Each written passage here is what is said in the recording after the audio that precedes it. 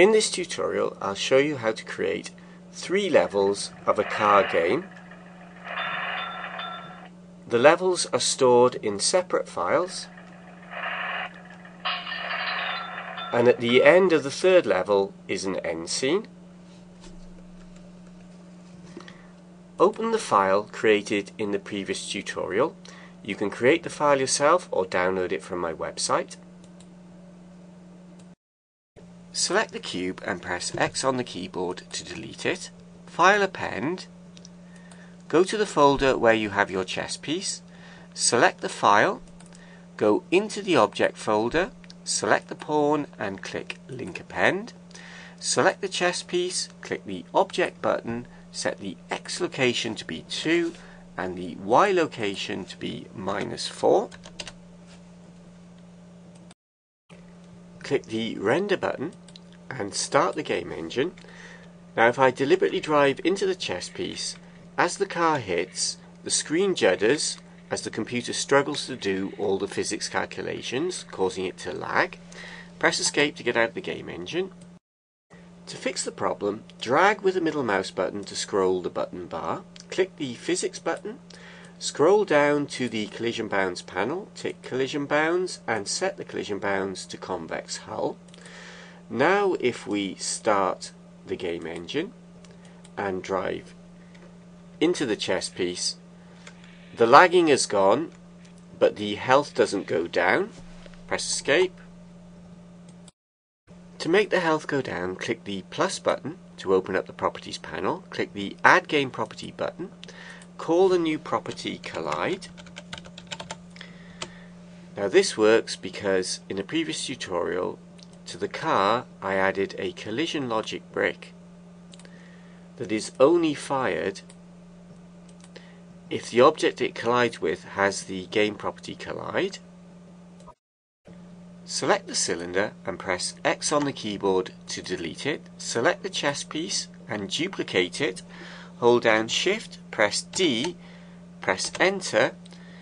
Now the duplicate has the collide property and the same collision bounds. Click the object button and set its X location to be -2. In the outliner window, select the empty object game. Drag to close the properties panel. Add a property sensor, an AND controller and a game actuator.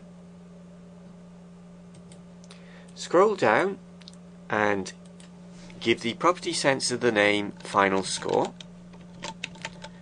The final score for this level will be when the score equals 130, 1 emerald and 3 rubies. Connect that to the AND controller, connect the AND controller to the game actuator. I'm going to call the game actuator load level. And we'll have to come back and fill in the file name of the next level. I'm going to save this file 3 times. File, save as. I'm going to call it car level 1, save as. File, save as. Car level 2, click save as. File, save as. Car level 3, save as. File, open recent and make sure you're in level 1. Now we can fill in the file field. Click the file browser button, go to your folder and select car level 2 and click accept. Don't forget to save the changes to level 1. I'm going to open level 2 and delete the chess pieces and file append the next object that I'm going to use as an obstacle, a goblet. Select the goblet file, go into the object folder, select the goblet and link append. Select the goblet and set its X location to be 2 and its Y location to be -4. Click the plus to open up the Properties panel. Click the Add Game Property button. Call the new property Collide. Drag with the middle mouse button to scroll the button bar. Click the Physics button. Scroll down and set Collision Bounds to Convex Hull. Duplicate the goblet, hold down Shift and press D and Enter, and set the X location of the duplicate to -2.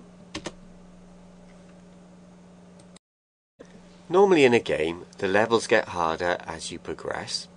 In this file, I've made a harder level with a different number of emeralds and rubies. But for this demonstration, I'm going to end now by selecting the empty object game, dragging to close the Properties panel, scrolling down and setting the final score equal to the same value, 130, 1 emerald and 3 rubies, and clicking the File Browse button and selecting the Car Level 3 file. File Save Level 2 and File Open Level 3. I'm going to do the same as I did with Level 2. I'm going to delete the chess pieces and I'm going to append in a new obstacle. I've jumped ahead, I've appended in the new obstacle, I've given it the game property Collide, and I've set its physics properties Collision Bounds to Convex Hull. Now when you complete level 3, there is no level 4, so I'm going to click the Add New Scene button, New, and I'm going to call the new scene Scene End. Going back to the original scene, I'm going to select the empty object game, drag to close the Properties panel, set the final score again to be 130, but now I'm going to change the game actuator to a scene actuator, and I'm going to set scene to be the end scene. Change the layout to the default layout, change the scene to the end scene, add mesh plane, change the view to the top view, and set the X scale to be 16 and the Y scale to be 9. Pan, shift and drag with the middle mouse button. Drag on the white diagonal lines to open up a new window. Make the new window a UV image editor window. In the image menu, open image. Now I've made a file for the end scene, an image file. Zoom back with the mouse wheel, go into edit mode, mesh, UV unwrap, project from view bounds, and change the shading to textured. Drag on the white diagonal lines to close the UV image editor window. Click the Material button, click the Add New Material button, click the Textures button, click the Add New Texture button, make the new texture of type Image, scroll down and select the car image, scroll down and set the coordinates to UV, scroll down, and if we make the texture an emitter, we won't have to add a lamp to the scene. Go into object mode and change the view to the front view. Add camera and move the camera up using the tip of the blue arrow. Change the view to the camera view. With the camera selected, press G to grab, followed by Z and Z again. Now as I move the mouse, the camera is moving up and down.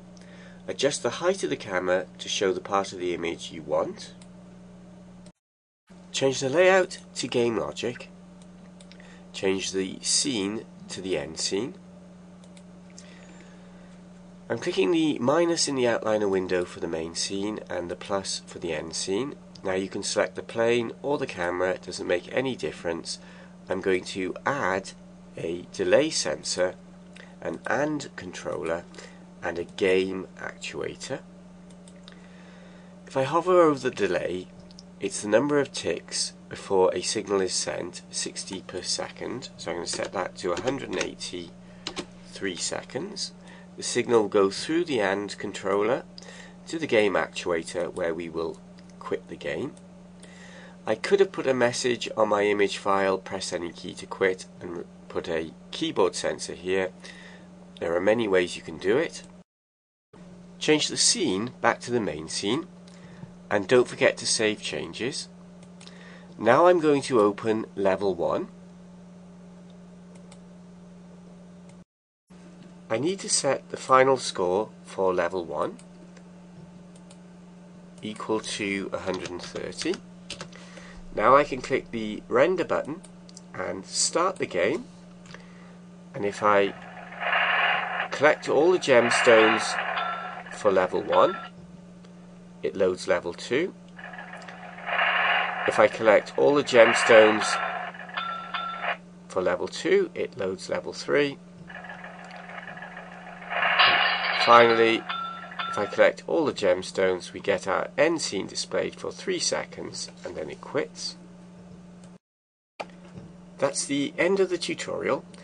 I'll put the start file and the end file and all the other files used in the tutorial for you to download at my website www.freemovies.co.uk at the Blender channel there. Thanks for watching and goodbye.